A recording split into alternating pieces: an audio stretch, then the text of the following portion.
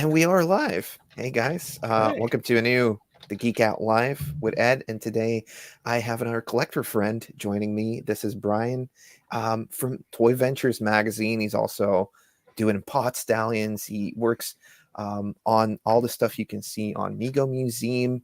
Um, he's got a ton of books. I mean, is there anything you don't do, Brian? You know what? I don't. Oh, and it seems like we lost him. So, but yeah, guys, hopefully he'll be logging back in soon. Today, it's just another collector talk with me. Oh, here we go. Here he is again. Did you click the wrong window? I had my radio on so I could hear you twice, and Okay. I clicked all the windows off, and then I'm like, I clicked the talking window. So I think we're good now. I think it's going to be a good episode. How are you today? I'm good. I'm good. I think you were saying if there's anything you don't do. Obviously, it involves live streams because I'm not good at them. I heard last time you were on one, you won because you were the last man standing. Yeah, that I don't know if those guys had like a storm going on, but it Oh, was like an Agatha Christie movie. Every time the train went under a bridge, a guy would disappear. okay. And it got to the point where the host went, and then we were all like, "What are we going to do?" And I'm like, "I'm going to win." And sure enough, just before it ended, I was alone by myself, and I went, "I win!" And it froze on that, and it was like, "This has been a story I will have forever now." And yeah, I owe those guys another appearance, but that was fun. I mean, uh, there's no bad experiences sometimes, you know. Well, hopefully that doesn't happen today. But Yeah, yeah, how are you today? How are you feeling? I'm What did you feeling do pretty today? great. I went to a toy show Wow, with my that's son. great. So yeah, he's 21. He drove me, which felt weird. And yeah, it was fantastic. We did really well. Hi, El Tenda. I know that guy. Yeah, Um, we probably have some crossover people. But yeah, definitely. I'm in a perfect mood to talk toys because I spent a lot of money on toys today. Did you And find some exciting stuff? yeah, actually, I this show is usually it's more of an 80s toy show, and I don't have a problem with that. I like looking at this stuff, but there have been times where I just have come home with this much, and this time I came home with a lead on an article that I can't wait to write, and a whole bunch of other like just little tidbits and things and connections, and then a bunch of toys. I was surprised at how much I purchased today, and this was one of my purchases, which is a Oh, yeah. Hamburglar cup. That's one of the things I usually do as well when going out to toy shows. It's I'm buying for me, but I'm also looking around at, like the backs of cards, card figures and stuff, and like Oh yeah. trying to get a hold of pamphlets and things like to get like the mail away stuff printed, so Oh I yeah. can scan it in and stuff and make a video on it. Yeah. Okay, I get that. Mhm. I'm actually also because I'm kind of working on a toy company right now called Lincoln Monsters. Really looking at clothing, like toy clothing. If there's something I like on an action figure, it can be. It doesn't have to be a science fiction or a monster, but a coat, a pair of pants that I want to kind of emulate. So I do a lot of that kind of shopping too, where it's like I'm not really interested in Barbie, but if there's a really cool Barbie jacket, I could turn into a Hunchback and it's just some kind of monster thing.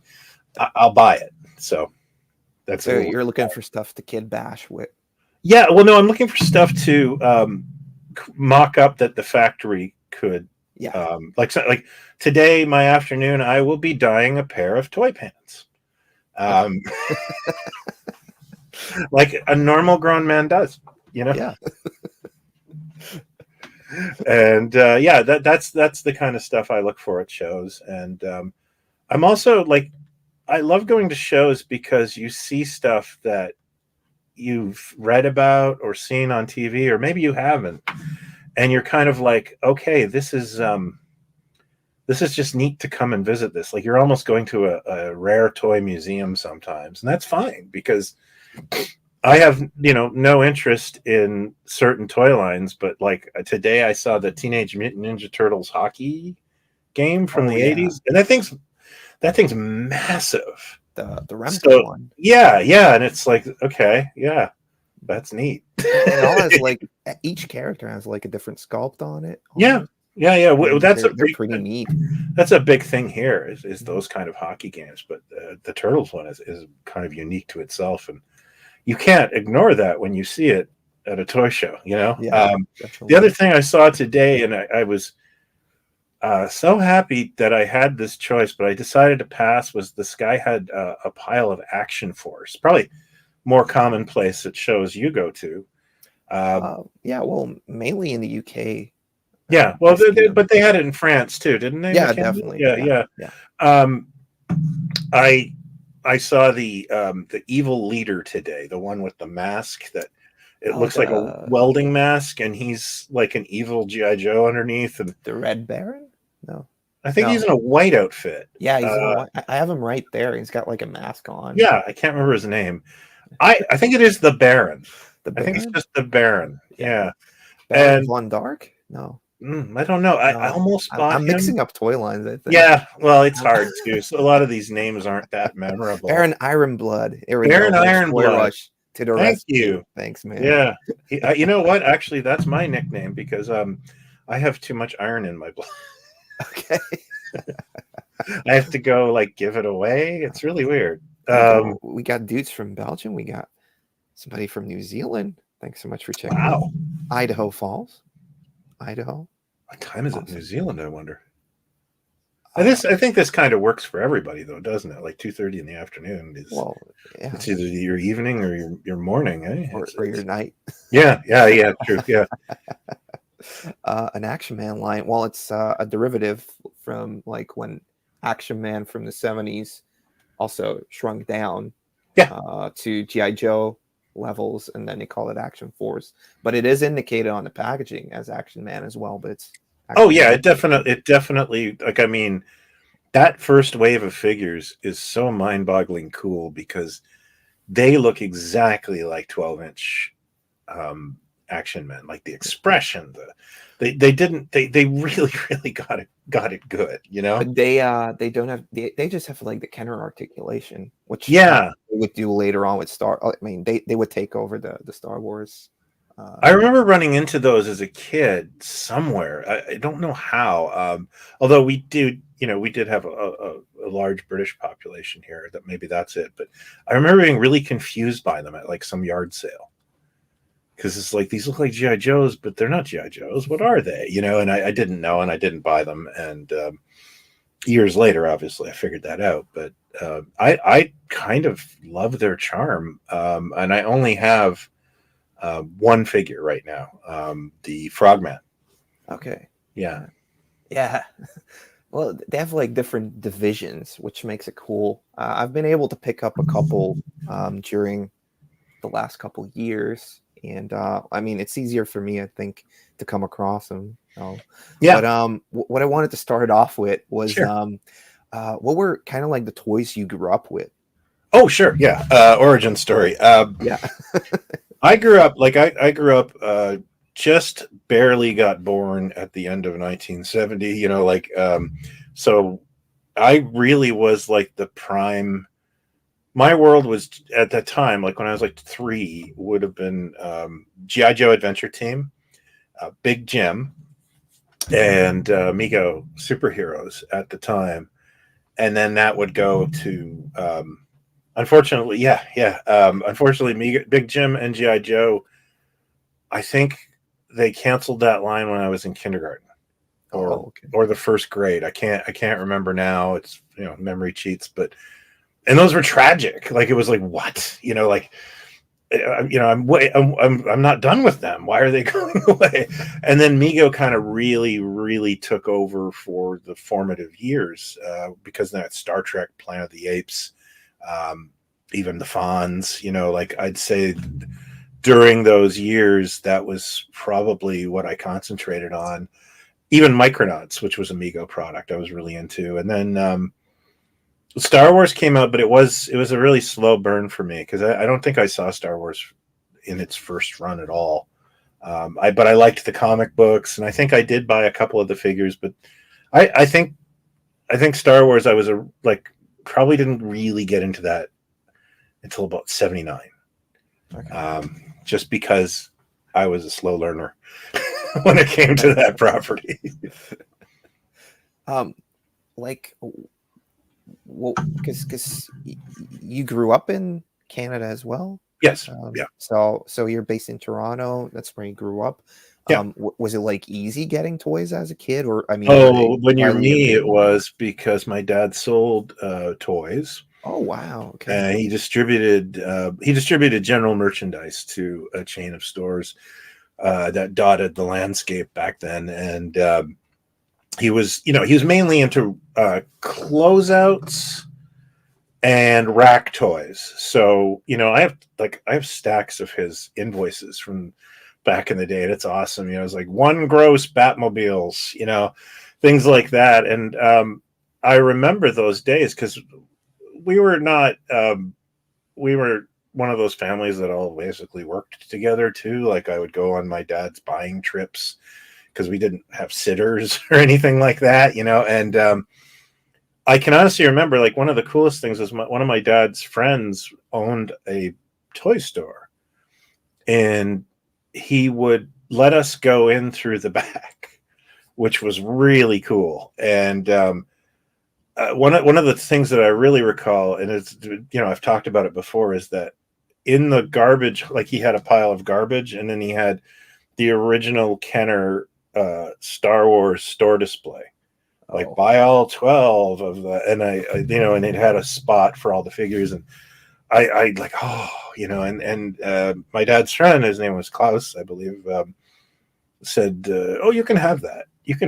And Wow. my dad's a germaphobe. Okay. And he just was like, no, that's been near the garbage, no. And I'm a 9-year-old kid. Like, what am I going to do with a store display? But he didn't want, he's like, people have touched that, and it was a whole thing. And I look at it and go, there's no way that thing would have survived to this day. I'd have destroyed that thing somewhere or thrown it out. So I'm not like, it wasn't going to be my kids' college fund or anything like that. So I'm not too sad about that. But yeah, that was my life. I had a weird life in that regard. My parents went to Toy Fair and brought me back stuff. That's where I got my first Sand Person figure and a fist fighting Robin, things like that. I didn't realize other kids didn't have that, until I start talking to them, and it's like, oh yeah, my dad's in toys, and they'd just be like, oh, so it was never like one toy line that dominated your world as a kid. Did you go through all of the crazes? Oh yeah, I am one of those person who would, like, as a kid, I would have one from every line. I would hop from toy line to toy line, especially as I got a little older. Like I had a He-Man, I had a Crystar, I had like Hawkeye from MASH. Like these were all just the onesies, I'd say the last toy line I was passionate about would be Real American Hero G.I. Joe. Okay. But I don't. It might be because it's so expensive to get back into, and like I would really just want the first wave on cards, like the non-swivel grip. Okay. And it's like, yeah, forget it, Brian. And it just, what? I don't know what it is, but I just don't have any nostalgia for it at all. But they're old friends. Like I had the Cobra Commander where he could put the gun in his back, and it had Mickey Mouse logo. Like I had all that because I was ground floor. I think it was like 11 when they came out, and it was like that comic was amazing. So yeah, I guess it would go like Mego phase, then my Star Wars phase, G.I. Joe, nothing, and then toy collecting.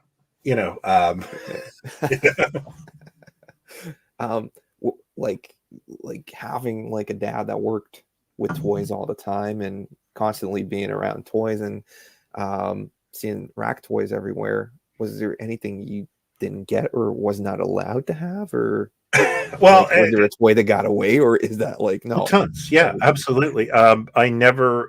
Let's see. I was not allowed Shogun Warriors, which was very bothersome to me. I wanted them, and if you look right, oh, maybe I can't. I got something on there. I have a stack of them behind me now. Like, and actually, I think that was one of the motivating factors for me to get into toy collecting, because my first one I bought when I was 13. I was bicycling past a friend's house and he was having a yard sale. And I was like, he had a Shogun Warrior. And I went and bought it and got a weird look from him. Like, what do you want this for? I still have it. And then the other about the big metal. Yeah, the Machinders. Yeah. These guys right over here. Oh, yeah. Give everyone motion sickness. Yeah, those guys. That's some Blair Witch stuff there for you. And that one, ROM Space Knight. I really wanted a ROM Space Knight, but I never saw it as a kid at a store. So it's hard to want something you can't, you literally cannot see. So that one was one. And there was something else my folks they just like said, no, you can't get into. Oh, Buck Rogers, Mego Buck Rogers. Because I had asked for Battlestar Galactica, which I didn't actually play with or enjoy all that well. Like, I thought I would like it, but it didn't work for me. When Buck Rogers came out, I said to my mom, I want a Buck and Tweaky. And she was like, no, you have enough lines. You're not getting another line. And it's like, no, I don't want everybody. I just need the two main characters and I'll be happy. And then, nope. So now I have just a house full of Buck Rogers toys. It's all out of spite. So you basically started your collecting journey, or you started toy collecting by 15. By 15? Yeah. Okay. Yeah, it was so getting that Shogun Warrior. But then I was really in grade 9. I was really into sci-fi. I was, collecting the paperbacks, and then that led into comics, and then I was really into a show called Space 1999. And what changed my direction entirely was I got this catalog in, and it didn't have photos. Back then, it was just all typewritten, and it said, Space 1999 Palatoy Captain Xantor figure. And the guy wanted to trade me that for something I had that I bought at a closeout store. And so it was going to cost me like $10. And I said, absolutely. And I didn't know what it looked like. And then it came in the mail, and I'm not 100% sure if this is my original one, but I did this exact same thing. So this very well could be mine. It was a Mego. And Megos were my favorite as a kid. And I knew all about them because of the toy magazines my dad subscribed to. And I just had always been a fan. And when I saw this and I realized, oh, well, what else did Mego make? Like, what is out there? Does anyone know? And no one knew. So did Palatoy also release in Canada, or no? I bought this from a dealer in the States who had it. Yeah. No, this was a UK. I think UK and Holland got these. I'm pretty sure these were done in Holland too. Mm-hmm. So this is the thing that really sent me on my journey, was just like, I want to know everything about Mego now. And I still don't know everything about Mego, but I'm a little closer now. And my goal was to do a book or a magazine about Mego toys. And I got there. You had that idea already back when you were 15? Oh, dude. Yeah, I have notebooks that I'm compiling notes and my photos. And I have a notebook that has like handwritten. And then in college, I have a graphic designer buddy of mine mocked me up a cover. We were really I've been in that position for a long time, like trying to figure out how to do that. And it comes and goes. And I wrote a couple of things in the middle that worked out well for me. And, I'm still kind of thinking that Mego book will be the end game, I think. Yeah. Yeah, it's a Herculean task to get it right, and that's kind of one of all of the licenses they got. all the It's foreign pretty. variations, and Mhm. it, the thing is we're 45 years after the fact, and we still find stuff out. Yeah. Like this past year, a huge mystery got solved, and it's like, wow, like it was our Wonder Bread He-Man. Not to, Okay. how like nobody knew what it was, and we just all had names for it, and we discovered that this figure that's been called the Mystery Astronaut for like 25 years uh, wasn't even released by Mego. It was actually a parachute figure released by a company called Shopper, Yeah. and it was just like so damn satisfying. And also, you just sit there and go like, I still think there's more to discover in this whole spectrum of toys, and I love that. Like that's what gets you up in the morning. Yeah, definitely. Was that in this one as Yes. well? Yes. Yeah. I thought I thought it was the first article. yeah. Sky Guy. Yeah, Sky Guy over Yeah. here. Yeah. Crazy. Absolutely crazy. And Yeah, I that issue cost me a fortune because I really bought a lot of Steel Monsters toys. I saw. Yeah. I've always wanted to. Like, I wanted to when they came out. I was just too old. And yeah, those things are the best. They're so cool. Yeah. But so I mean it's really like delving into the past, what you do like with your research work, trying to figure all this stuff out, getting together at Mego conventions as well. Yeah. To that book. So it's kind of like being like an Indiana Jones thing. And Steven, he's asking like, do you collect Indiana Jones? I have the Repro Marion and Indy. Okay. The newly released ones? Yeah, the re-released ones. I like Raiders of the Lost Ark a lot, and I definitely would have. I didn't have those toys as a kid because I couldn't find them. I definitely, knowing my pattern, I definitely would have bought an Indy. I would have at least just bought an Indy. But And didn't those toys come out like 6 months after the movie was already out at theaters? Yeah, I seem to recall that the Kenner ad for it. I think the film had already come out. Yeah, but I think they were hinging their success of it like it would just be another Star Wars, and it just was such a different animal.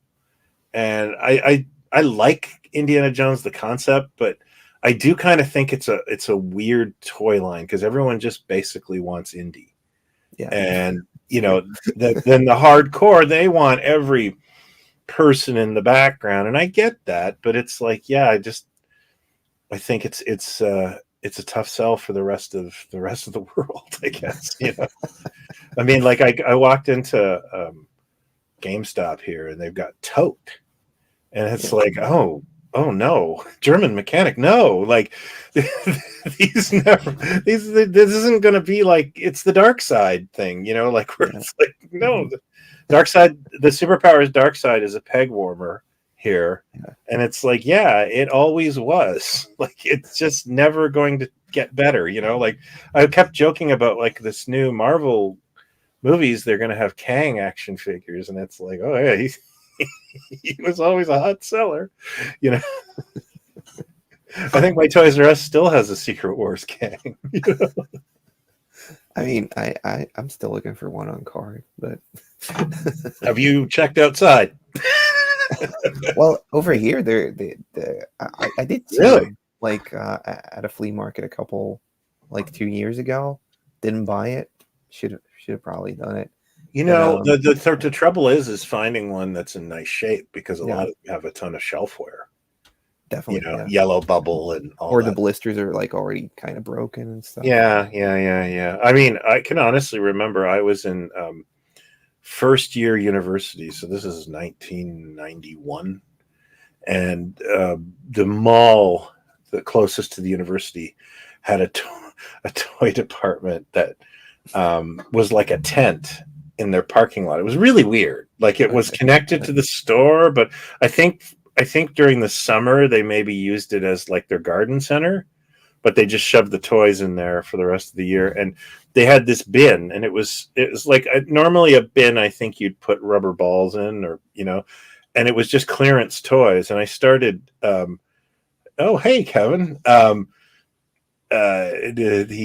started digging through the bin, and I pulled out a carded Dark Side, and I pulled out the oldest thing I found was a Mego Star Trek the Motion Picture Lieutenant Ilea. Ooh, at the bottom. I was like, well, I gotta have this, And then I think there was a Remco Wolfman, and that was a big deal. But it was like this bin has like this. Like I was looking at especially the Star Trek toy. I was like, I was in grade school when this came out. I'm in college now. And it was a dollar. Having like a similar experience with one of the bigger shops close here, and this was when I was still like probably in high school, but they were doing like a liquidation sale of their like unsold stock, but there was like tubs of just like G.I. Joe weapon accessories for like the real American hero. Right. And I remember going through them, and it was like €1 each or something. And I think I bought one. Mm-hmm. Oh yeah. But I should have probably just took the whole thing, because now like those things on card, they'll go like 30 to 40 euros each. They're not like super expensive, but that was like one of the things I recognized. But I wonder what else was out there, just because they were just like, oh, this was still in the back of the stock. We never cleared it out. Just get rid of it, I remember in the 90s, like the late 90s, there was this great store downtown Toronto called Fun-O-Rama. And the guy was a unique character, and I adored him. He was, just very, very funny, quirky guy, and really smart. And he called me once. He said, I got a bunch of Megos. You want to come see him? And I went downtown. He was right downtown Toronto. And it was a stack of Mego Fantastic Four figures with Italian stickers all over them. Oh, wow. I bought them all, and I was like, how did you get a stack of Italian Mego figures? And he says, well, one of my customers went on a trip to Italy, and he stopped at a gas station, and they were in the gas station for like, a couple like euros a piece. So he was just like, he brought them back and sold them to me to make up for some of his trip. And it was just like, where was this gas station? You just want to know where it was. I just went to Italy a couple months ago. And, I saw. I actually saw you on the Leicester Toy Shop. Yeah.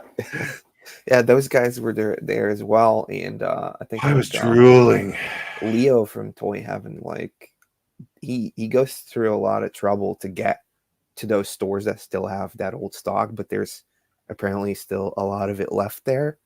And like one of the things is you have to buy everything, so also like the stuff won't sell, but you'll find like crazy stuff there. Also like the Ghiacci or the Gigi distributed stuff. That's basically like, or like your is it new Ghiacci?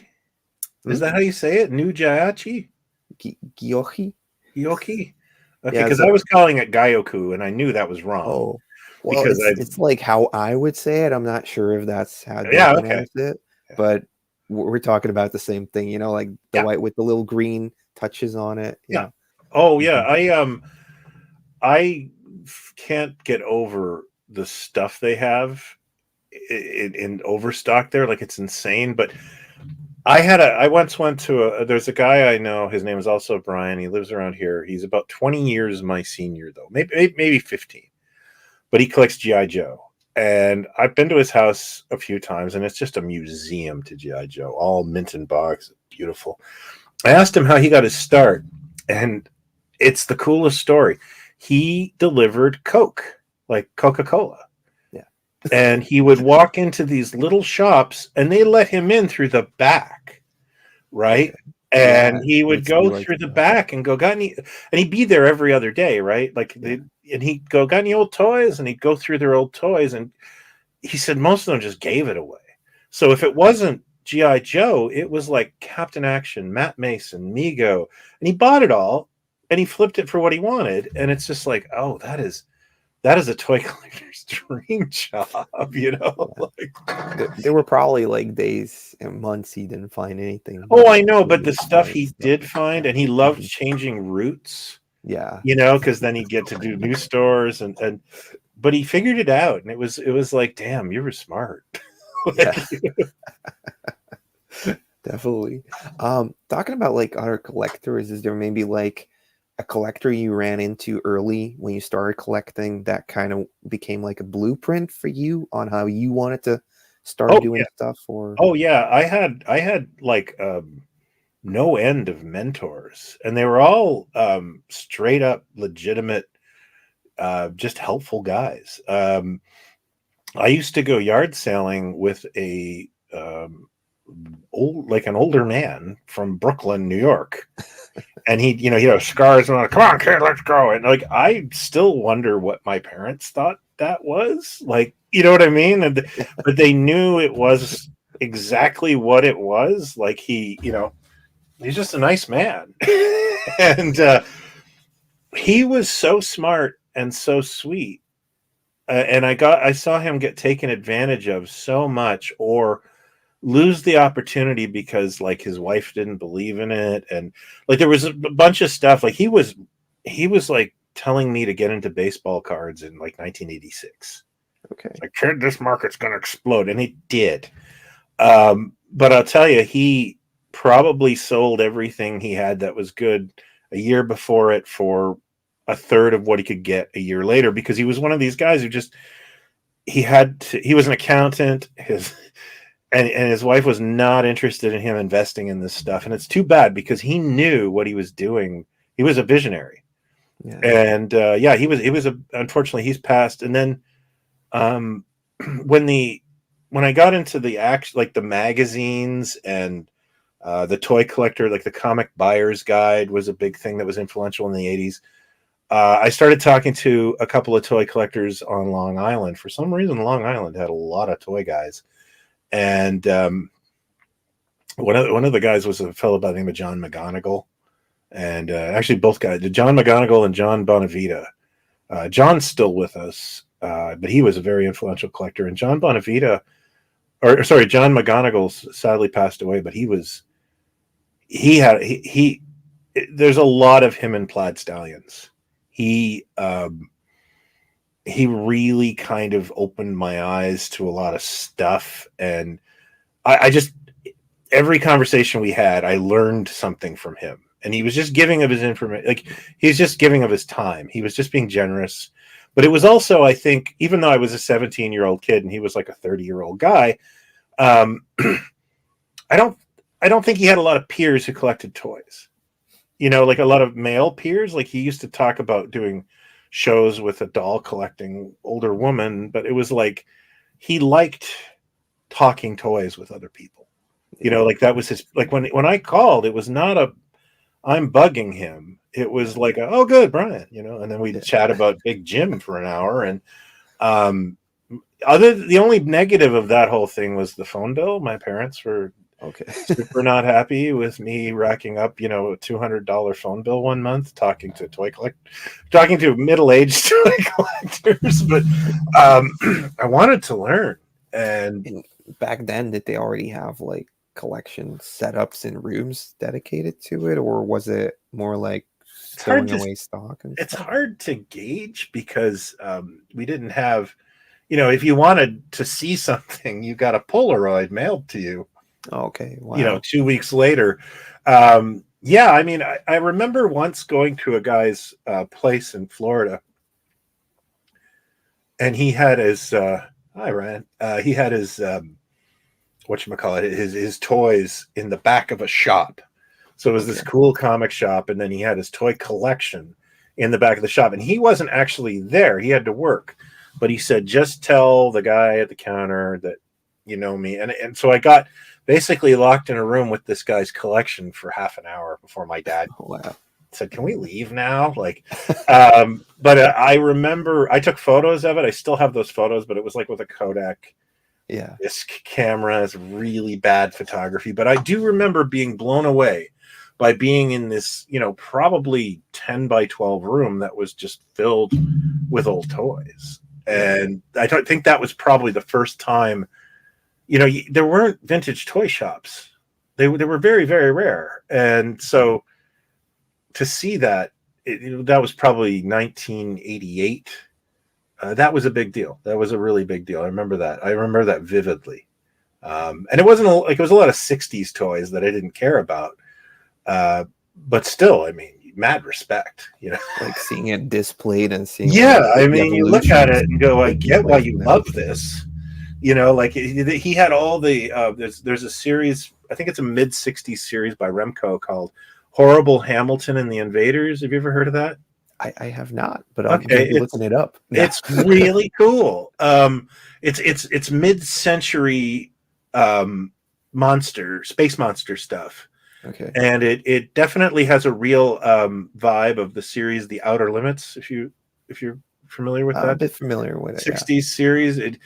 It's monsters, tanks, like sci-fi tanks, and then like green army men. Just your typical green army men. Mm-hmm. And you could just, even though I'd never played with these toys or had them as a kid, you can see yourself at like 6 going, this is the coolest toy ever. Like, it just works. You know what I mean? Like, everything about it is like, yeah, this concept is universal. And when my kid, I've got adult children now, but when my kids were little, I used to do that. I would go to the dollar store if we were going to a beach or something. I would buy a bag of army men and a bag of like rubber bugs or dinosaurs and go army man versus dinosaurs, like that kind of thing. And that's some of their happiest memories. So like some toy things are just evergreen. You know what I mean? Like some concepts you go, I'd love that. But it wasn't just like talking about their collections and like the toy lines and everything. Were you also going out to like flea markets with these other collectors and like learning the tricks of the trade on how to haggle and stuff, or what to focus on? Yeah, I used to do that because I didn't drive as a teenager. I didn't get my license until I was like 18. I was lazy. And they would take me to shows, and they that was the other thing, is learning where the shows were. And one of the things that he would often do, like Joe would go to every show. Joe would go, and it was something somebody, him or someone else taught me, is like, if you go to a train show, if a guy's got action figures, he just wants to sell them to buy more trains. So he'll give you a good deal. And he's, and train guys go to yard sales, and train guys go to thrift stores. And yeah, we ended up at some show, I think it was a teddy bear show. And I got a boxed Mego Tarzan for like $5. And he was like, you see, and I was like, yeah, I get it. I get you. You'll be disappointed most of the time, but when the surprise comes, you're surprised, and it was just a really good idea. He's like, I go to every show. Yeah. But he was also a bit more of a Renaissance man than me. Like, he knew records, and we have this thing in town. We had a radio station that would put out the top 10 songs in a pamphlet every week. They were called Chum Charts. Yeah. And music guys collect those. God only knows why, but like the weekly charts, that would drive me crazy. You'll never get that set. Yeah. So did you like venture into that, like trying to figure out a way for yourself as those train dealers were doing? Like, I'll pick up this stuff because I know I can flip it and turn that into like a new thing that I want. Yeah, I became a dealer almost immediately. Okay. But that was just a dealer like paying for his own addiction. Like I wasn't a dealer like there. Like, I remember one of the guys, there's this man named Bill Lucier. He was a G.I. Joe and diecast car guy, and he was like an older guy when I was a kid. But he gave me this advice. I asked him, what do you collect? He goes, nothing. He's like, nothing at all, because I'm in this to make money. And if you're in this to make money, Brian, you can't collect anything. And I remember going, like, that was the decision I made. Well, I never want to do that. And so the dollar never really mattered that much to me. If I found something at a Value Village for $10, and I knew it was worth 100, but that guy wanted 50 for it, wanted to give me 50, I'd take it, because I didn't want to bring it home. Like, that's how I walked into a toy show, going like, I'm bringing 3 tubs and I only want to come home with 1 unless I buy something. Yeah. And so one of the things that really ticked off a lot of toy dealers in my area was, I used to go to the States. I would hop. We're not that far from Buffalo, New York. Yeah. And I would hop the border and get all the new, like, waves of X-Men or Spawn, stuff that hadn't hit Canada yet. Yeah. And I'd bring it across the border. And usually, because I was a teenager, or not teenager, but in my early 20s, they usually let me pass without pay any duty. But I mean, like, it was still my time and going there. But I would bring those to shows. Like, I would do that on the Friday before the show. So I had the freshest stuff out there, bring it, and charge, like, I don't even know. Like, if a figure cost me $5, I'd probably ask $5 American. I would ask like $11 Canadian for it. At the end of the show, you could buy it for $5 Canadian, because I didn't want to take it home. It had a shelf life to me. Yeah. It was like milk, expired milk. Like, what, if I don't get rid of this Malabosia now, I don't want it. I don't like it. So because a lot of the next show, by the next show, out. everyone's going to have them, and they're going to be competing on price. And like, and this guy used to always, like, come over and, like, he goes, I don't understand you. You're the weirdest dealer I've ever met. And I'm like, not a dealer. I'm a collector. I'm buying, I would say to him, I want this sold because there's, like, a Mego Planet of the Ape on that table I want to buy. And, that's all I care about is that Planet of the Ape thing, Hey, nice to hear from you, the Toy Cave. Yeah, man. I mean, yeah, it's always crazy. Like, whenever I'm looking up, like, stuff that's older than what I grew up with, like, one of the search hits, it's always like Plaid Stallions, or like one of the things. Yeah, well, we were talking about that off air, and the reason for that is, when I was working at the Mega Museum, I collected all these insider. My dad used to subscribe to these toy magazines, so there was a nostalgic component for me to get them again, because I remember them as a child. I was addicted to them as a child. Like, your dad gets 2 magazines a month dedicated to new toys in the industry. Of course, you're interested in that when you're 5. And yeah, you start to pick out who the president of Mattel is and who the president of Mego is, which is not normal 5-year-old behavior, but it's fine. It's healthy.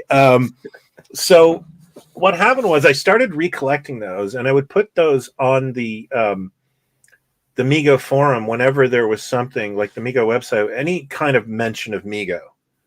But, you'd get a 50-page magazine loaded with valuable information about toys and model kits and hobby stuff and licenses and all that stuff. And you'd be like, what am I going to do with the rest of this information? And I remember the breaking point for me, the thing that made me want to create Plaid Stallions, was I had found some really early Superpowers articles, like Kenner Superpowers articles, that are like, everything's had like a bit of it didn't look right, you know what I mean, in the ad and the graphics. Like, they were still very early, and I really liked it, and I sent it to a Superpowers website and said, hey, I thought you might want this, and I never even got a reply. And I kind of was like, oh, so that was a really hard thing to, like, track down people and give them the information I'd found. It was like, this is not working. So I'm just going to start a website, and it's going to be full of me making terrible jokes and anything that I'm obsessed about. So people coming, costumed mall appearances is an obsession of mine. Cheapo rack toys, and that it really is sort of a reflection of my personality in that way. And then I would just post these these toy news articles I'd read and seen. And I think it was some book I read once that said just it's okay if one person is listening because that person could be really important. Oh yeah. So I just kept basically more or less talking to no one for at least 2 years. And then all of a sudden I started to get like people go, I know you know, oh, that's your site. Oh, I know that. And it was like, okay, so this is working. This is people are actually using this. Like it took a long, it was a very slow build, Wow. but it was something I was just happy to do. And I famously started this show when my daughter was, started the blog when my daughter was just a small, like not even a year old, I don't think. And so she napped all the time. And my favorite thing to do, because I worked and my wife didn't work, was anytime I had free time, I'd send her out, like, go with your friends, and I would take the kids because the kids were still in nap time era. Yeah. And I would have like a couple hours to write a blog while they napped, and it was just a nice, healthy, like a healthy habit to have. I loved the writing of jokes because it challenges your brain. And I also just really got fascinated. Like, and then the other thing was I would just fall down rabbit holes. Like I would go, well, these are like, I'd look at a toy line and go, I've never heard of this toy line. Then spend the next like 4 hours looking at it online and falling in love with it and buying a couple pieces. Like, do you have that problem as well when you start researching stuff that you develop like a sense of affection? I want it now. Yep. I want that. Even when it doesn't make any sense. One of the articles in issue 11, it's probably for me, like issue 11 is kind of a heavy issue. It's got like a lot of apocalypse and death in it. And then at the end, we've got those little loggers. Yeah, those are great. The fellow that wrote that is he's really good at selling you on little log. Like all of a sudden, I was like, okay, I'm obsessed with these now. Well, I was kind of like thinking like, oh, I actually need to pick those up when I see them. And he gave me a carded one, and first I was like, well, this is way too nice, and it's like it's so cute, like it's on my wall. Yeah. What I love about doing like the research as well, like actually when I was starting to do like history videos, is I went online, I started looking for like old toy magazines to get like those articles and stuff. Mm-hmm. And I actually found a guy that had like all of this, what is it, Lee's toy review.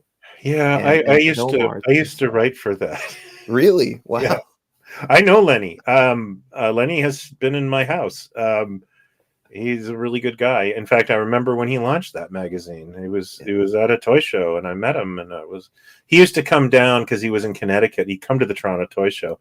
Lenny filled my apartment with toys once, and made me ship them all back. And I did a terrible job.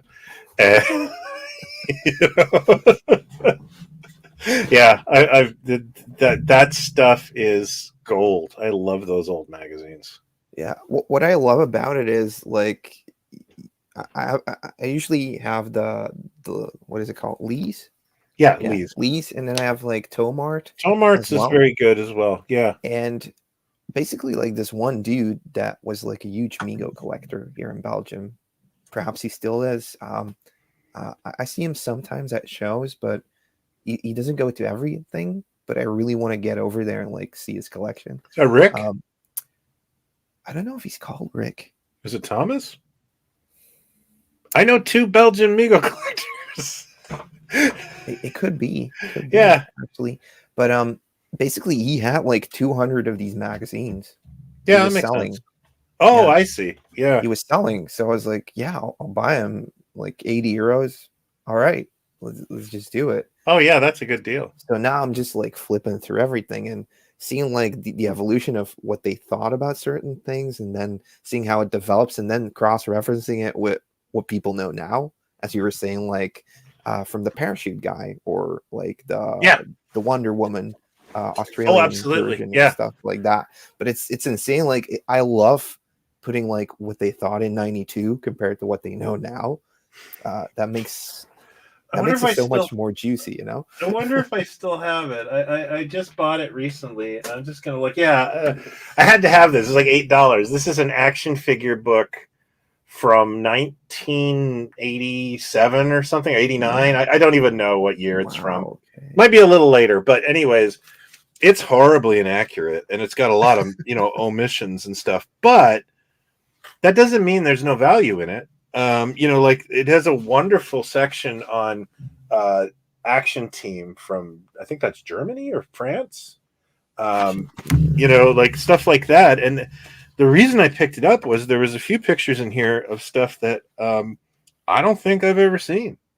And that's all right. Like these kind of books. Oh yeah, like these figures constantly confuse people. Nobody remembers this line, and it was who's it by? Time Products. Yeah. But you see this guy right here? I get asked about this guy all the time. He looks like the Punisher. Yeah. And people think it's a Punisher figure, and I'm like, no, it has nothing to do with the Punisher at all. It's Team Rapid Force. Company that Fighting Furies? No. Yeah. Oh, Fighting Furies? I don't think they're in here. Now that is a line you must run into a lot. Almost never. Actually. What? Yeah, man. But you're I like want to get Fighting one of Furies those. was like massive in that your region. Yeah, but I feel like maybe those collectors are like not hitting the toy markets as often, so they're not popping up. But I would love to have like one of those glow in the dark skeletons. Me too. Yeah, it's not a skeleton. It's like a ghost of Captain Kidd, and yeah, that guy. But that is one thing I would really like to rip off someday.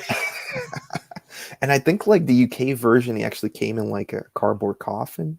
He did. Or was it the Sears version? I'm not sure about it, but yeah. I can't. You know what? I can't remember. I don't own any of those toys. I did own the two figures in the box, but I bought them for the channel. I don't know if you do this. I buy things for the channel. Well, I'll buy stuff for the channel, but it's stuff I want anyways, unless it's like super cheap. See, I'll buy stuff for the channel if I want to do a story. Yeah. And then it doesn't mean that I'm the forever home, but it's like I really want to do an episode on the Fighting Fury, so I bought both of them in the box. Yeah. So I could just use photos for everything else, but I liked having the actual fig. Like it's a weird, maybe it's a.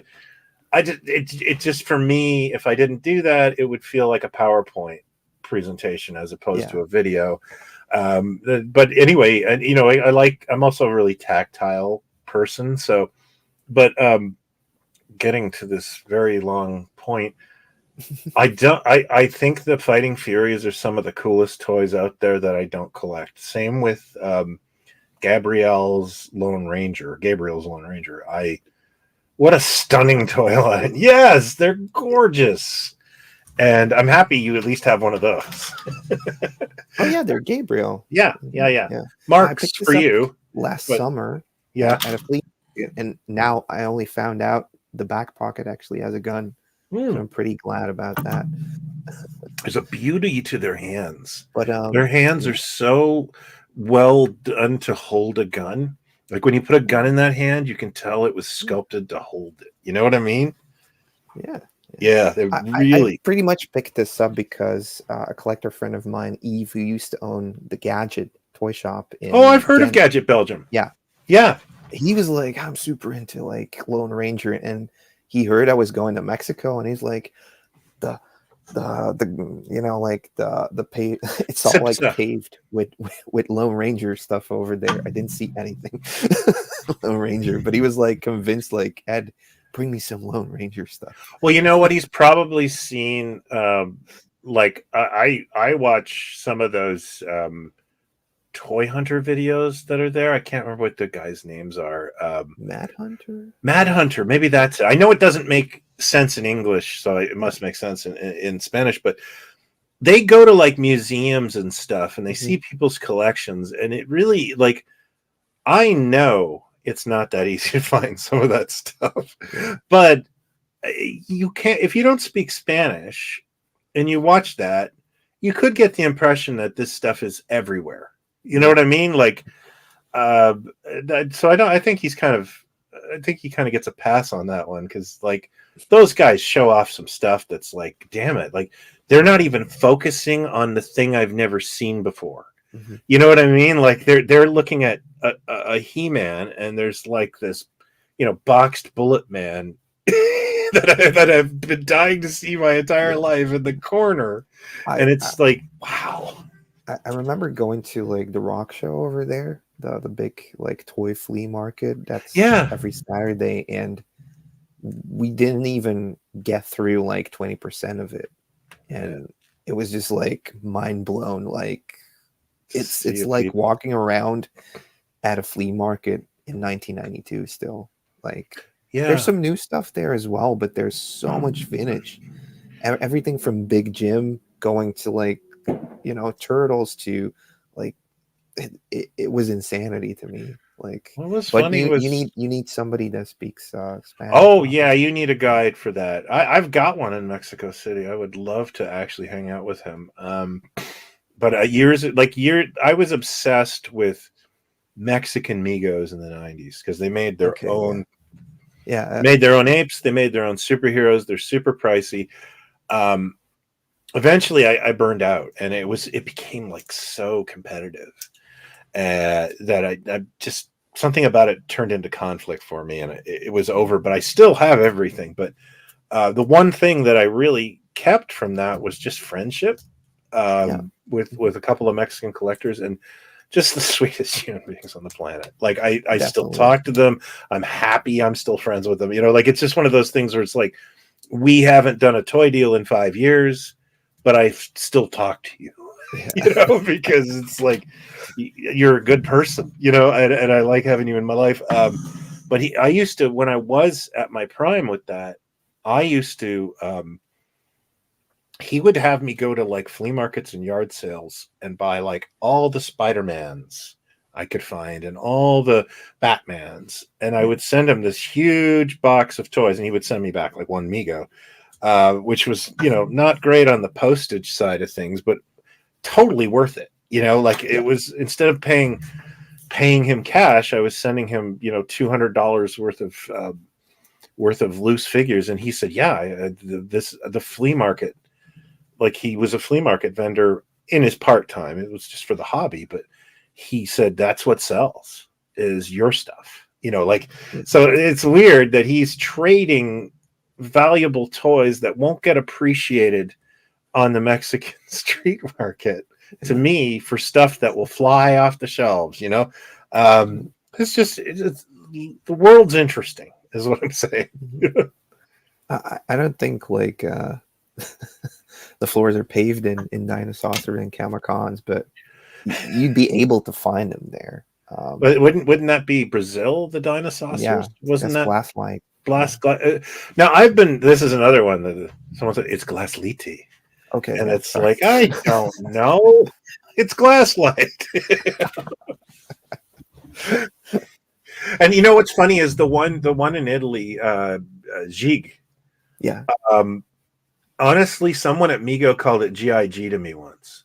GIG. And I went around saying GIG for years, and then I saw a commercial and it said Geek, and I was like, oh God. Well, it's kind of like Plaid Stallions, as I was saying before. It's Plaid Stallions. Yeah. Like, but that's okay, because that's just you know, I would not like to say your last name on air. Yeah, without you saying it first. I can't even say it in English, so it makes no sense. There's like weird vowel and combinations that don't work in English, so it doesn't make any sense. Well, trust me, I've got But a clunky German but name, so. but so has your focus or your process on toy collecting changed over the years? What's like the rules now you have toy collecting wise? Yeah, like rules are nice, but toys are a thing of the heart, and they're little indulgences. So you find yourself in toy shows looking to buy Action Force figures that you don't need or want, but you think they're neat. I'd say right now the thing I'm mostly interested in is completing a couple of lines that I didn't have as a kid, or a couple of lines that like Micronauts. I would really like to finish some Micronauts this year. Oh yeah. But the thing is like I was at the end of the year, I was very liquid. I had some money. I don't know how that happened. And I thought, this is it. I'm going to go buy that Micronaut I've been looking for. Which one were you looking for? I was looking for a carded Lobros. Oh, with the glowing. Yeah, glowing brain. It's the only one I need. And after about 3 days of searching and going on Italian sites and I think Lulu Berlu and all that stuff, I could find every single figure carded except Lobros. And then that spiraled into like, okay, let's talk about another item you're after. Like it, just kind of going through the hit. Nothing. You don't nothing, wait it nothing, out until nothing. it becomes available. Well, no, I mean, I just couldn't believe that there was nothing at all available. And the bottom line is I squandered the money on something really cool that I found through like the searches I was doing.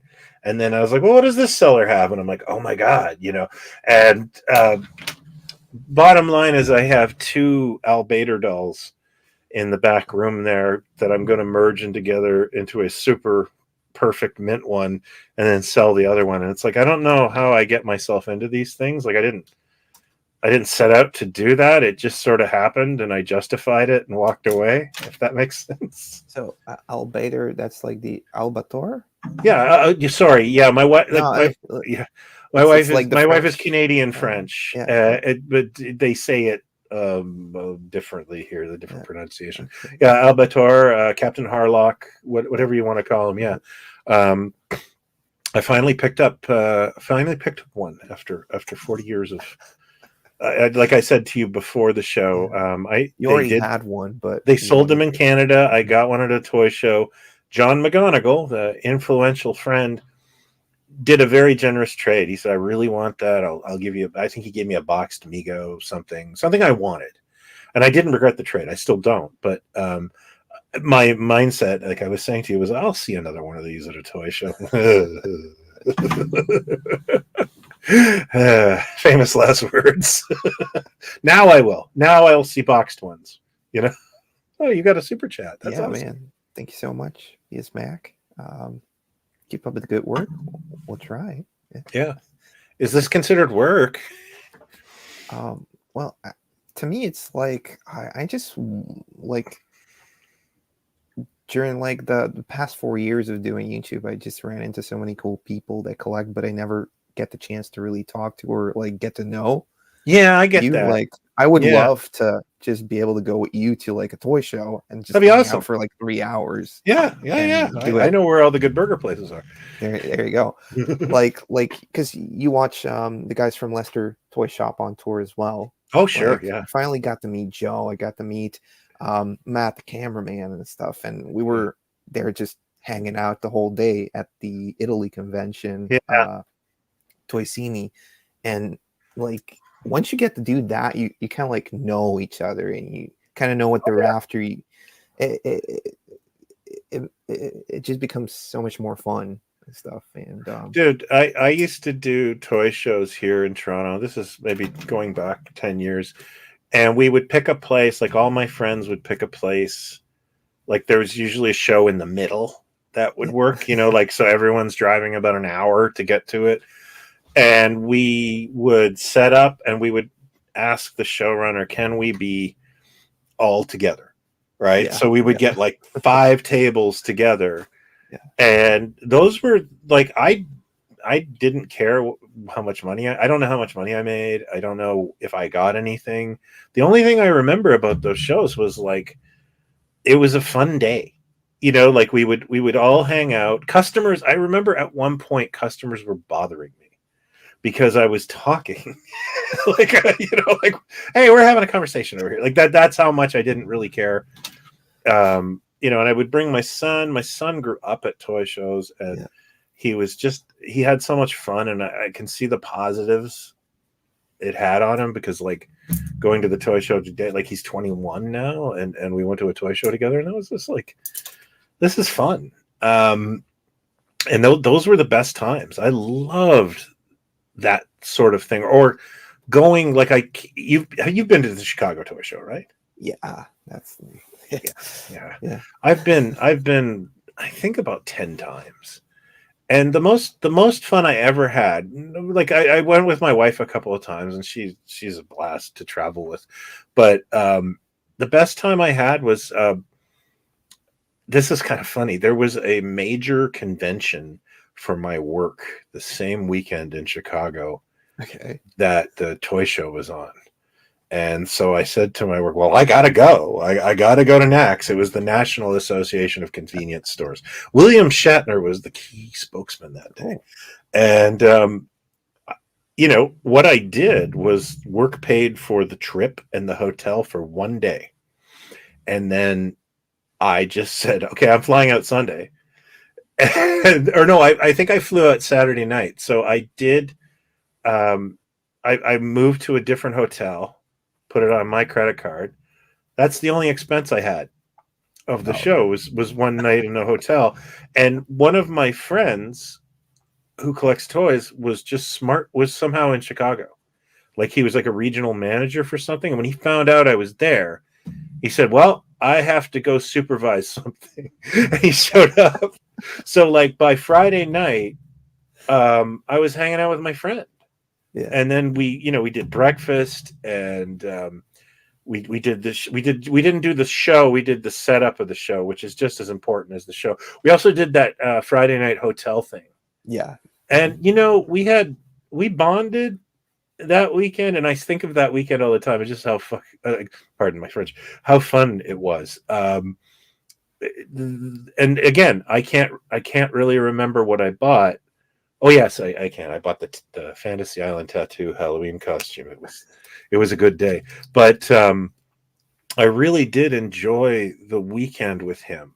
You know what I mean? Like it was like that was a lot of fun. I had a lot of fun, and that's, as someone I know put, I came to collect toys and I ended up collecting friends, and I've always liked that and admired that sentiment. It's not mine. I got that from Daniel Roebuck, who was a guy you should have on the show. He's an actor and a toy collector. Okay. Yeah. Wow. Did you see the new Munsters movie? Not yet. No. Okay, the guy who plays Grandpa in that is a toy collector, and he's the guy who gave me that comment of that he likes to collect friends now that he's not collecting toys. And it's like, that's a really good idea. I get it for like a lot of people that once you already have everything, it also just, I guess after a while you learn that stuff comes around. Oh yeah. Oh, the long game comes around through the community or like the friendships you make along the way. And because pieces you need get rarer and rarer and more sought after, and it's about waiting it out until somebody lets go of it. So I mean, dude, I have the Aquaman versus the Great White Shark set, and when I got it, I realized that like in 2004 there was a Mego convention. Was it 2000? Yeah, 2004 in New York City. It was called Mego Con 2004, and my hotel room buddy bought that off a friend of mine. I remember looking at it, And somehow, 20 years later, I ended up with it. And it was just this like, wow, how many like dads has this had, And a couple of, when I showed it off, a couple of people were like, writing me privately, I used to have that, buddy. Congrats, buddy. And it's just like, It's a circle of collecting. this has like so many fingerprints. I won't say DNA because that's gross, but this has so many fingerprints of people I've eaten with, broken bread with, that it's like, this is wild. And you'll see it again. That I think that works 98% of the time. There is some stuff you will never see again, but you'll know it, as opposed to the stuff that you will see. I don't know how to explain it. It's a feeling, and I think it's a muscle, and you get it after a while, where you go like, nope, this is not the first time I've seen this. I'll have another opportunity. And then that's when you can. I think the only thing I have that I'm proud of is the ability to not get emotional about a purchase. And that's not even foolproof. I still end up with 2 Captain Harlock dolls, and that was just the dumbest decision I've made in a while. But and no, everyone's okay. I still have all my fingers. But yeah, it's one of those things that I do find with experience, is that patience is your best friend, your absolute best friend. Patience and diligence. Like if you want something and you look for it every day, but try to get it for what you want, because there's a lot of people who they squat, they have a $300 toy and they have it for $1,000 on eBay, and they just want that guy who can't live without it. And a lot of those guys will take pretty deep discounts too if you ask them. But yeah, they're set up for the emotional buyer. Yeah, you have to be Spock. You have to be Spock-like in this. If that makes sense. I just want to thank Stephen Carr for the super chat. Oh, that's awesome. Buddy. Thanks, man. What? Because I mean, you're obviously a collector, and then you turned it into sharing all your collecting knowledge with everyone through Plaid Stallions, through all these other platforms. So you kind of already explained like how it extended to social media and to like a blog and stuff. But right now, with like the ever-changing algorithms and all that, do you have like a strategy to your YouTube content or to your blogs and everything you do? Yeah, I have a strategy, but you may experience this yourself, where you go like, why was that a hit? Oh yeah, like I've labored over things that just die. And you're sitting there like, wow, I really, I don't take it personal, but I do go like, boy, wonder what went wrong there, that it didn't hit the algorithm. It didn't get that engagement. And then there was one week where I did a video, and it was like, phew, this is not my best work, and it was huge. It was massive, and it's just like, okay, I think I know. It was like a listicle, a top 10, and it's like, I think that was it, but I'm not gonna, like, I used to actually get paid to write top 10s for a website called Village Voice, the topless robot, and yeah, it was wonderful. I loved working there. I learned a lot, but there was this aspect to it that I felt like Conan at that, at the start of Conan, he's a little kid and he has to push that big wheel. There is some of that in there, where it's like, yeah, I can't just do I could just do top 10s and be popular, but I'd hate myself. And this, it's a little bit of your personality, and that's what people like. At least I think people gravitate towards an authentic voice. Like, this is your voice. This is who you are. I can tell that just because it feels normal. You know what I mean? And it's not like you're playing a character on this. It's an authentic thing, and people gravitate towards you being yourself. And that's the only thing I really know, is that, I'm not going to I'm not going to pretend. I'm not going to pretend I'm good at certain things or that I know everything, because that's just not who I am, and in real life even. And a lot of the times I use Plaid Stallions, and I'm going to be using it this week for this, to try and get answers to things. Like maybe someone else knows something I don't.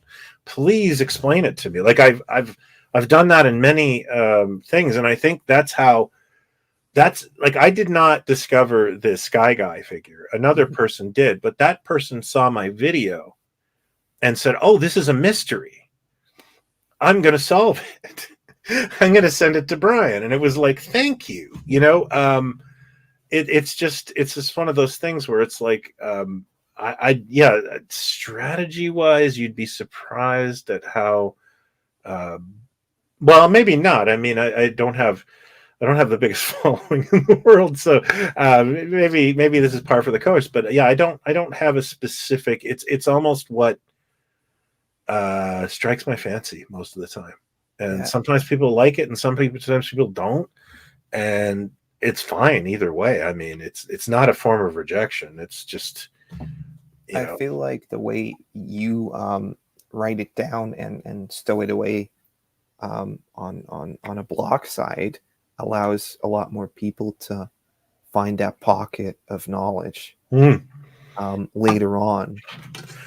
When something might get like a reintroduction, or like a major Matt Mason getting a released figure, and you're like, "What is this?" Oh, Plaid Stallions probably has the info. Yeah. Oh, this guy wrote this article 15 years ago, and I'm gonna read it. There you go. Yeah, he had hair to hear by that point. Yeah, that's really helpful. I really do love the fact that, like, I've done some of this research, but there are times where, like, and this happens, this would be like a grievance only I could have, where I look up something because I'm interested in it, and the only links I find are me talking about this, going, "Does anybody have any information on this thing?" And it's like, damn it. Like, he's always one step ahead of me. Then again, there's always like this weird multiverse of things.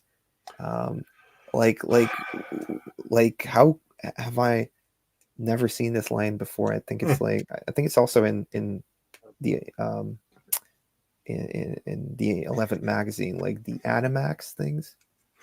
Oh yeah, That was like, wow, yeah. like, And it's a stories crazy, look great. Yeah, they're awesome. Like, and Did you fall down the Mel Burnkrant rabbit hole of his site? I think so. I think I saw it actually before the magazine. Yeah. It's Yeah. like, I wish every toy designer was a collector too, because then they would be like, they would understand. Like, I think the best thing about Mel is he knows there's people who want to know this stuff, and he caters to them. And it's like, and he's just doing that out of the kindness of his heart. He's still alive. He's on Facebook, and I haven't seen him post in a while, but he posts. That's where I saw it on the Facebook, perhaps. Yeah, and he posts incredible insider stuff all the time. I really like him, and yeah, he's a good egg, and everyone should go to Mel Burnkrant's website just to read like, my favorite article is the Max Effects one. Yeah, where he just talks about what he planned to do with that line and how it got ruined, and it's tragic. It's a heartbreaking story, but yeah. To be honest with you, today, and this is going to be an article in Toy Ventures, a guy showed me a toy I'd never seen in my life before, and he's like, "Yeah, I got the prototype." I Googled it. Yeah, that never got released, and it's crazy cool. So I'm going to be working on that, and a bunch of other things have kind of popped up, but it's never ending, and that's exciting. That gets you to put your pants on in the morning, doesn't it? It's crazy that like stuff like that will still pop up.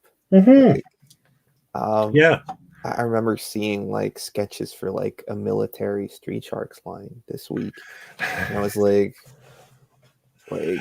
Oh, I Now, remember. now, now all of Are a those sudden, big money now? Street Sharks? Yeah, Yeah, really. they're crazy, but like there was like a prototype of an extreme dinosaur that looked in the same fashion as this military line. So I guess somehow they're also connected, and then like all those motors start running, and you're like, which designer was working on it, and was it Varner, or was it was it Anaglyph that was doing this, or something Yeah. else, So it's like Blake Wright. Oh yeah, yeah, yeah. Yeah, Toy Collector he's got magazine. like maybe on toy store shelves 10% gets out of what is being created and Oh thought yeah. of. Oh So there's yeah, like yeah. 90% that we never get to see, or That hey, guy I met today, he bought a toy designer's estate. wow. And I guess the man died and he no heirs, so somebody bought his house, and in his house the contents, and tried to sell but like I guess whatever collector group he brought the stuff to, he took terrible photos, and the guy said that they just thought he was selling There he counterfeit. is. And oh yeah, there he He's is. That's like, hey weird. man, Oh, we are just talking about you. can we mention $1 million each? Will that show up next in the room? Yeah, and he basically told me that he got like 200 prototypes for toy collecting line. Like I don't want to spoil it or blow his cover, but like he got the Toy Fair displays, and like it's insane what's about to come out. And it's all 90s toys, but still it's exciting. crazy popular 90s toys. Like when he told me that, he's like, yeah, you got to come to my house and photograph it. And I'm like, I have to come to your house and photograph. Like it's happening. It was like, yeah, I was going to come in March. Now I'm coming in February because, he's going to start selling it. But it was like, like it's I'm this age now, and I walk into a toy show and I get a guy showing me a toy I've never seen in my life that I would definitely have bought, and it was a monster toy too, like just, but yeah, melburnkrant.com is the website. Just look for the Outer Spacemen on Google or Max FX, and you'll get right there. Yeah, it's just it kind of is. I'm still kind of in the afterglow of like, wow, this dude just found toy history, like amazing toy history that is going to like rock a world. And it's like, and I'm gonna get to go look at it. Yeah, there it is. That's it. So well worth an afternoon going through his site, because I think what you really get out of Mel's site is how the sausage is made, and how they all like that's the thing I think I have developed over the years doing toys. Like, even though I don't really like, I'm not really a legitimate toy company, but I have actually produced action figures, several action figures actually. And everybody, like, I don't think anybody goes to China with like, this is pretty crappy, but it sometimes comes out that way. And the idea I think a lot of collectors have, especially, like, I like vintage toys personally, but the new toys, there can be a little bit of anger towards it, as if like they're not being treated fairly, and it's sort of like, yeah, but dude, nobody did that to spite you. Like, toy making is a series of compromises that, like, I'm so excited when, like, I'm working on a toy line called Lincoln Monsters right now, and I'll give you a little preview. This is the Dracula's head, and honestly, I feel really, really good about this toy line now, because Dracula has a really nice head. It's well painted. Like the pale Fonzie thing going on. Yeah, he's I like a green Dracula. I didn't actually choose that coloration, but I defended it after it happened. I was like, no, I love it. But yeah, when you when you do something and the head is great, Mm-hmm. especially in our, like, because the rest is soft goods for Mego collectors, you're kind of like, whoo, like that's the most important part of this, and it looks good. So now let's just not, make his outfit hot pink, or maybe if we do, we say we meant to do that. But yeah, it's just one of those things where I guess I just have a lot of, like, I've been there. I've literally thrown up when a truck was pulling up full of action figures I'd made. I honestly threw up. It's an emotional journey at times, and you get tougher with each one, but you also get you know what to ask for. You know what I mean? Like, you start to kind of like, oh, no, we can't do that. Like we you start to really figure out what you can and can't do. And so I forget where we were going with this, but it's just one of those things where I have a lot of empathy for anyone who makes a toy. It's hard work, and unless you have the means to fly to China and stand over those people, which I don't recommend, it's probably really expensive. You're really not. You're really going to. It's always a gamble. It's always a gamble. It's always a compromise. And yeah, a lot of good ideas get thrown out. A lot of great ideas never make it because who knows? Some buyer's in a bad mood. It's unbelievable. Yeah. I mean, like, definitely, like, that thought of just, like, really big toy lines that you see in their Toy Fair catalogs, like, oh, why this never came out? Was it just because there was no buyer support? Was it? And it's strange sometimes, Like, oh, trust me. Like, I think there's very few things. Like, there's Mego catalogs, and you have some toy lines, and you can sit there and go, okay, this is like, some of the stuff is so lazy in it. Like, they're just label slapping on another play set, or, doing one of those things. But then you look at something and you go, like, why didn't, like, Mego was going to do a 12-inch Spider-Man with magnetic hands and feet. So it would stick on your fridge, and for some reason, sense, right? it's the most no, they swapped it for Batman and Robin. Okay, still with you. But then they did not come out with the magnetic Spider-Man, and it's like, that was the simplest decision ever. And it makes the most sense. The Spider-Man that sticks to stuff, nobody wants that. Like, I still don't. I think that's one of those mysteries that's not.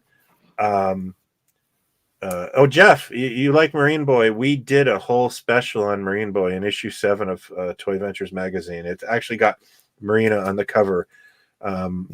I don't really get to tell that story a lot because I've never actually seen an episode of Marine Boy, but Corey, who wrote the article, sure had. But you can back order. Oh, sure. Yeah. On toyventures.com, right? Toyventuresmag.com. Yeah. Mag.com. Okay. Yeah. Sorry. I don't know where toyventures.com takes you. I don't know if I have that. Maybe somebody else has got that. I'm not sure. Yeah. Brian, I think we could, like, just keep talking for hours. Oh, I think so too. Yeah. Eventually my dog will come bother me, or, my family will come looking for me. But this has been a joy, man. Yeah. I want to thank you so much for your time, and just for being, like, great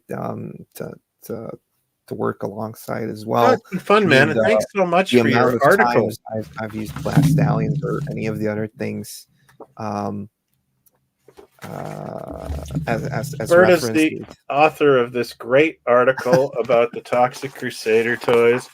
I could not be happier with this. I was a fan of outsider cinema in the 80s, and in college it always amused me that the Toxic Avenger had kids' toys. Like, I was just like, yes, that doesn't make sense, But I mean, it worked out, and then to have them, like, be part of that eco warrior Oh create yeah, like thing it's as it's well. the most tacked on. Um, it's the most tacked on thing in the world. Let's make him eco-friendly as well because it's popular now. Yeah, yeah. Let's put a little Captain Planet on This him. was like a trauma film. Yeah, and you know what? Okay, I have to ask you because like I came into it like seeing the film when I was a teenager, and then the toys came out. So Yeah. you were a kid who played with them? Yeah. Did you have them as a kid? So I what was your initial reaction when you actually saw a real Toxic Avenger movie? Well, I was way older, and Oh, okay, like yeah, I had already gone through the whole phase of like discovering what Turtles was before it was yeah. But Turtles that what is was presented to definitely me. a less shocking Yeah, but example. still, Yeah, like yeah, I already get that. having gone through that, it was like, oh yeah, makes sense. Okay, so you okay, so it softened the yeah. Okay, I get But that. imagine being uh like an 8-year-old in 91 going to Blockbuster and being like, "Oh, Ah, mommy, can I get the Toxic yeah, Avenger movie yeah. because I have the toy?"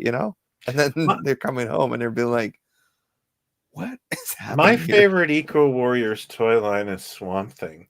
Yeah. I love Swamp Thing. I love Return of Swamp Thing. I think they're just fantastic movies. But I did kind of wonder if there was a kid like really into that toy line, and then they went to see, they went to Blockbuster and they rented the first, like the Wes Craven Swamp Thing because it's not a terrible movie, but it's not for children. I Yeah. mean, there's some pretty brutal stuff in it. It always got like that would it would just be disappointing. I think. I want to meet that kid. The kid who rented one of the Toxic Avenger movies, or that Yeah. kind of thing.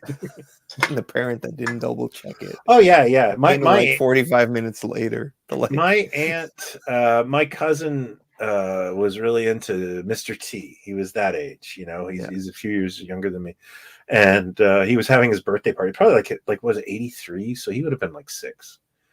So she rented DC Cab, which is an adult comedy with Yeah. nudity in it. And like while she was making hot dogs or whatever, it was she just heard all the boys start to scream and howl, and she's like, there was a naked lady on the screen. She's like, oh my god. And how many times, I think every family would have that story in the 80s, at least one, where they just rented something horribly inappropriate by accident. The funny thing is, like, in Europe, like, there's nudity on just daytime TV as well. Oh It's yeah, not no, my it's not such frowned upon as in the US, I no, think. I'm an immigrant's kid, right? Like my dad's from Germany, and my grandfather thought we lived in like Quaker world. Like he was like, who cares? It's nudity. Like he was really. Like, I seen when I get off the train in the morning, I'd see naked women. Like it didn't bother him. And I always like he was kind of like a conservative dude, but that part was so European. He's like, stop making it like it's terrible. Like he really had a very he had a big nude portrait over his bed that disappeared the day he passed away. My grandmother covered it.